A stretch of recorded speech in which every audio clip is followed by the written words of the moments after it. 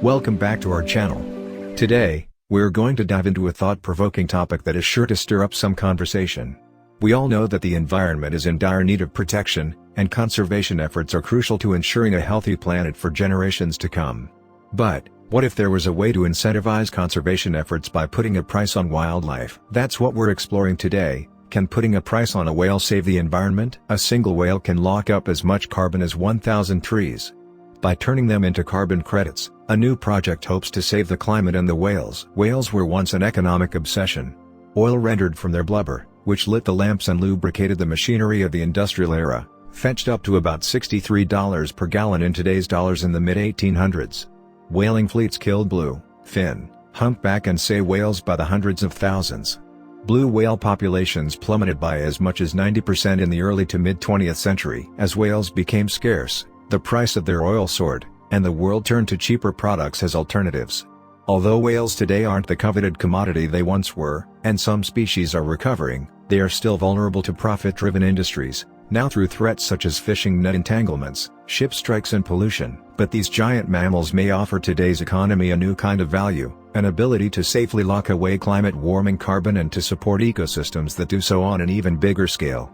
Just one whale can support as much carbon storage as thousands of trees. A group of researchers, entrepreneurs and economists is betting that putting a price on whales again, this time to facilitate financial investment in their carbon storing services, will help to both offset carbon emissions and protect the animals. If you have a price of zero on something, then people take it for granted and completely abuse it, says Connell Fullenkamp, a Duke University financial economist and co-founder of Blue Green Future, one of the organizations participating in this effort, called the Whale Carbon Plus Project. The idea of pricing forests, coastal seagrass and other natural resources that absorb carbon and help fight the climate crisis, so that companies can invest in them to offset emissions, is gaining popularity. Consulting firm McKinsey & Company estimates that demand for carbon credits will grow 100-fold by 2050, and the Biden administration announced last year that it is working to standardize carbon credits and other natural asset valuations.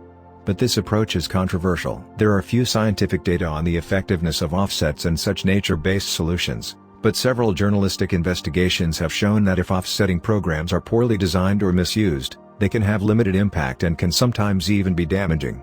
For instance, newly planted forests set aside for offsets have literally gone up in smoke during wildfires. This not only kills any hope of offsetting emissions but also pumps even more carbon dioxide into the atmosphere. Unlike this type of land-based carbon storage, ocean and coastal ecosystems can lock away carbon for millennia.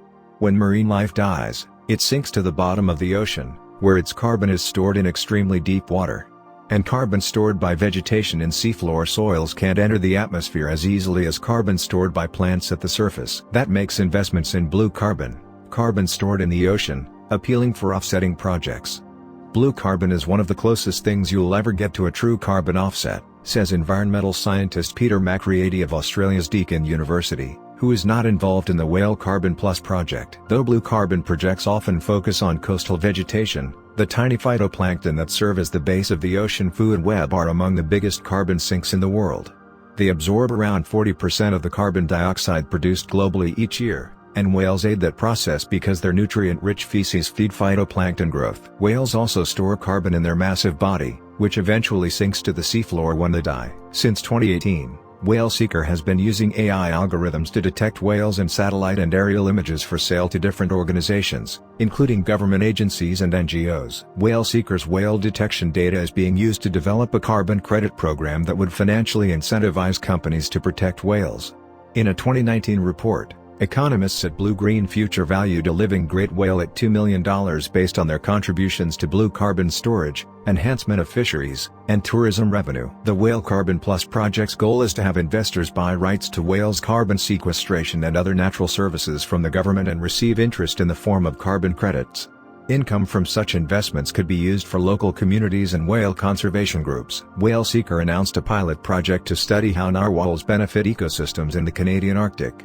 The project aims to assess where narwhals are living, how many there are, and how they aid phytoplankton blooms. Better data on how well carbon credit projects are working could help them succeed. But nature-based solutions should not be used to avoid the work of actually reducing emissions. The Whale Carbon Plus project aims to use whales as carbon offsets to mitigate climate change. Some people have concerns about placing a monetary value on intelligent animals like whales. The project is not advocating for the ownership of wild animals, only the services they provide. The financial markets are seen as the only social organization capable of providing the necessary funds for conservation efforts. Private sector involvement is needed to fill the gap in conservation efforts. Even those involved in the project lament that it's necessary to translate conservation efforts into dollars and cents. The ultimate goal of the project is to preserve the natural habitat of whales for future generations to enjoy. So, can putting a price on a whale save the environment? While the answer is not clear-cut, it's clear that this is a complex issue that requires careful consideration. Ultimately, it's up to us to decide how we want to protect our planet and the creatures that call it home. Thank you for watching, and don't forget to subscribe to our channel for more thought-provoking content.